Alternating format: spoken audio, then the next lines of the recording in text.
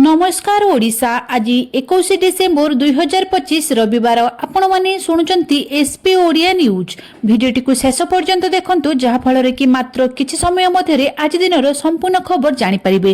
ता पूर्वरु चैनल नुवा थिले चैनलटी को सब्सक्राइब करि दियंतु जहा फଳରେ कि प्रत्येक दिनर गुरुत्वपूर्ण खबर लेटेस्ट अपडेट आपण माने सर्वप्रथमे पाई परिबे। ओ आपण माने केउ जिल्लारे देखुचंती कमेंट माध्यम रे जणाइबा पई भूलंतु नाही। आसंतु सुनिबा आजिर मुख्य खबर गुरिक। आज प्रथम खबर शीतर थरुची कलाहांडी। सारा राज्य में शीतर प्रकोप जारी रही आहरी सप्ताह धरी एभली शीत जारी रहिबो बोली पाणीपाग विभाग पूर्वानुमान करिछि। एहारि भितरे कलाहांडी जिल्लार मध्य शीतर प्रकोप दिनकु दिन बढ़िबारे लागिछि। गत किछि दिन हेला जिल्ला रे हाड़भंगा शीत सांगकु घन कुहुड़ी देखिबाकु मिलिछि। जिल्ला रे तापमात्रा 10 डिग्री रु कम रही। जिल्ला रे खरीफ धान किणा आरंभ होइतिबा बेले धान बिक्री आशारे मंडी रे हाड़भंगा शीत काकरे पड़ी रहिचंती चाषी। परवर्ती खबर प्रदूषण प्रमाणपत्र नथिले ओडिशा रे पेट्रोल मना। परिवहन क्षेत्र में परिवेश सुरक्षा को दृष्टि रखी राज्य परिवहन प्राधिकरण बा एसटीए पक्षरु शनिवार एक बड़ पदक्षेप निया जायछि।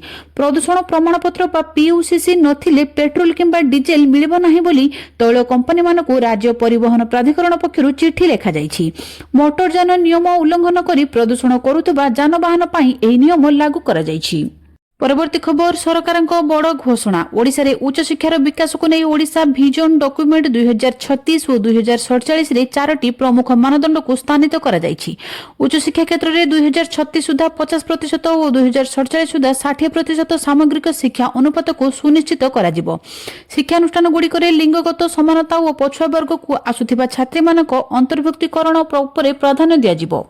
स्नातक उत्तीर्ण छात्र छात्री अधिक नियुक्ति सुजोग सृष्टि हेबो। प्रति ब्लॉक रे 2टी उच्च शिक्षानुष्ठान बा कॉलेज एवं प्रति जिल्ला रे अंततः गोटे वैशेषिक गवेषणा भित्तिक विश्वविद्यालय स्थापन हेबो। राज्य रे 2टी शिक्षानुष्ठान विश्वर श्रेष्ठ 500 शिक्षानुष्ठान मध्य स्थानित करने को लक्ष्य रखा जायछि बोली उच्च शिक्षा मंत्री सूर्यवंशी सूरज कहिसंती।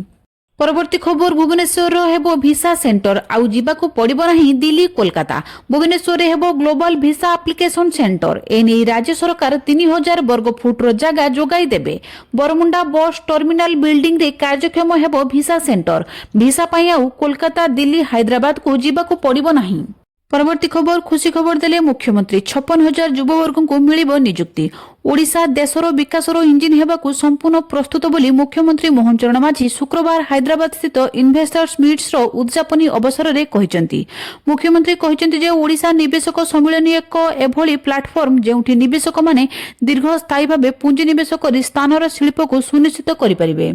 कहीं ओडिशा सरकारଙ୍କ नीतिगत निष्पत्ति स्थिरता कम खर्च एवं प्रशासनिक सहयोग मिल पारुछि।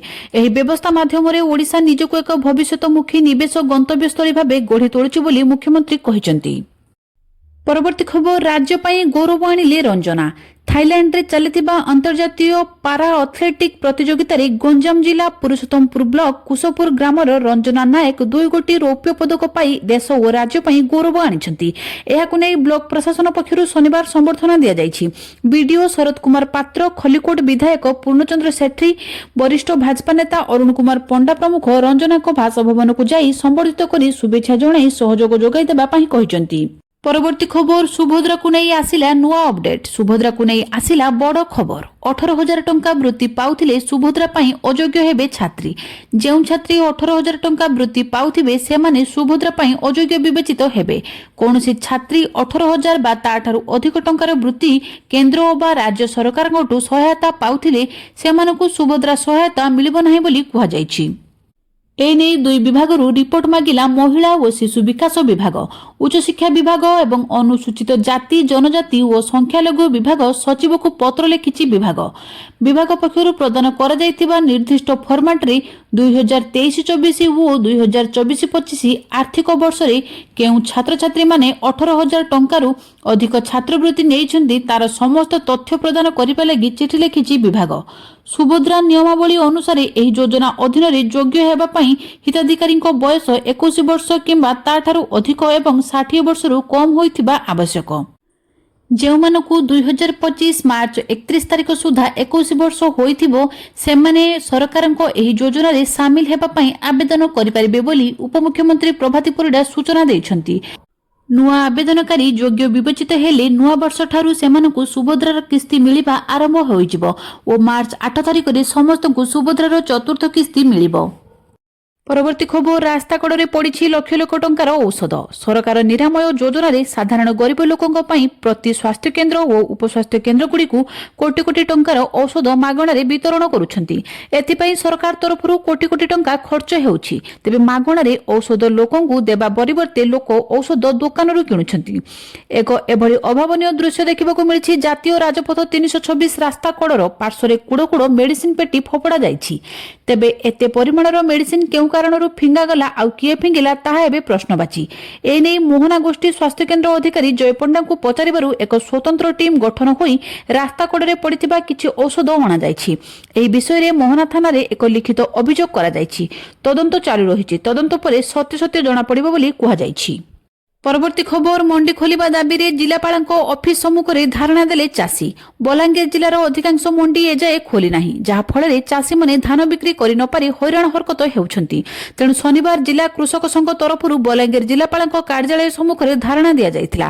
ବଲାଙ୍ଗୀର ଜିଲ୍ଲାରେ ତୁରନ୍ତ ସବୁ ମଣ୍ଡି ଖୋଲିବା, କଟଣି ଛଟଣି ବନ୍ଦ କରିବା, ମଣ୍ଡିରେ ସିସି କ୍ୟାମେରା ଲଗାଇବା ଓ ଚାଷୀର ସବୁ ଧାନ ସରକାର କିଣନ୍ତୁ ବୋଲି ଦାବି କରିଛନ୍ତି ଆନ୍ଦୋଳନକାରୀ। ମୁଖ୍ୟମନ୍ତ୍ରୀଙ୍କ ଉଦ୍ଦେଶ୍ୟରେ ଜିଲ୍ଲାପାଳଙ୍କୁ 7 ଦଫା ଦାବି ଜିଲ୍ଲାପାଳଙ୍କ ଅନୁପସ୍ଥିତିରେ ଅତିରିକ୍ତ ଜିଲ୍ଲାପାଳ ବିଜୟାନନ୍ଦ ସେଠୀଙ୍କୁ ଦାବିପତ୍ର ପ୍ରଦାନ କରାଯାଇଥିଲା।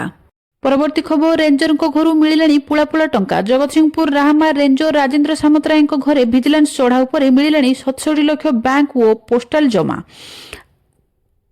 ଆୟ ବହିର୍ଭୂତ ସମ୍ପତ୍ତି ଠୁଳ ଅଭିଯୋଗରେ ଚଢ଼ାଉ ଚାଲିଛି। ଜଗତସିଂହପୁର ସହରରେ 2ଟି ଓ କଟକ ସହର ବାହାରେ ଗୋଟିଏ ପ୍ଲଟ ଠାବ କରାଯାଇଛି।